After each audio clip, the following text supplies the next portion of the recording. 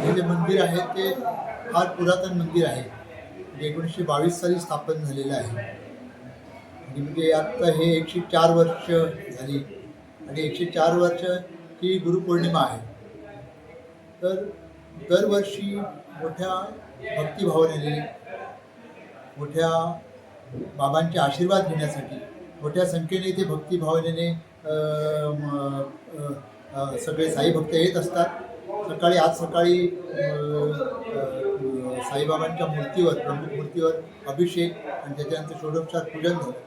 त्यानंतर आता 11 वाजता नामस्मरण होणार आहे. दुपारी 12 वाजता माध्यान्ह आरती आहे. त्यानंतर आज दुपारी सर्व भक्तांना महाप्रसाद दिला जाणार आहे.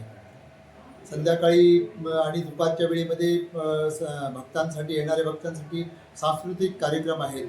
शास्त्रीय गायनाचे, वादनाचे कार्यक्रम. आणि हे कार्यक्रम म्हणा किंवा अशा प्रकारचे जे उत्सव आहेत ते दरवर्षी आमच्या इथे मोठ्या संख्येने इथे मोठ्या भक्तिभावनेने साजरे केले जातात. यावर्षीसुद्धा आज सकाळपासूनच भक्तांची रीग लागलेली आहे. भक्त साई दर्शनासाठी येत आहेत. आणि हे पुरातन मंदिर असल्यामुळे इथे भक्तांना जो अनुभूती येते, भक्तांची जी काय गाऱ्हाणं असेल ते गाऱ्हाणं बाबा ऐकून घेतात, बाबा ते पूर्ण करतात. अशी बऱ्याच भक्तांची इथे ऐकायला मिळतं. बऱ्याच भक्तांचं असं सांगणं आहे. आणि बरेच भक्त इथे बाबांचे आशीर्वाद घेतात.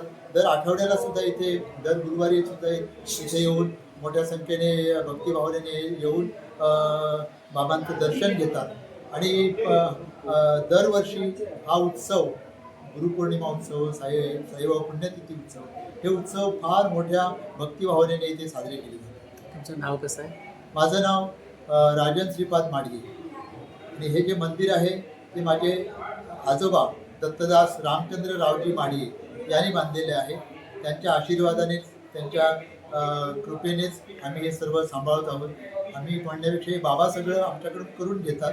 आम्ही फक्त निमित्त आहोत.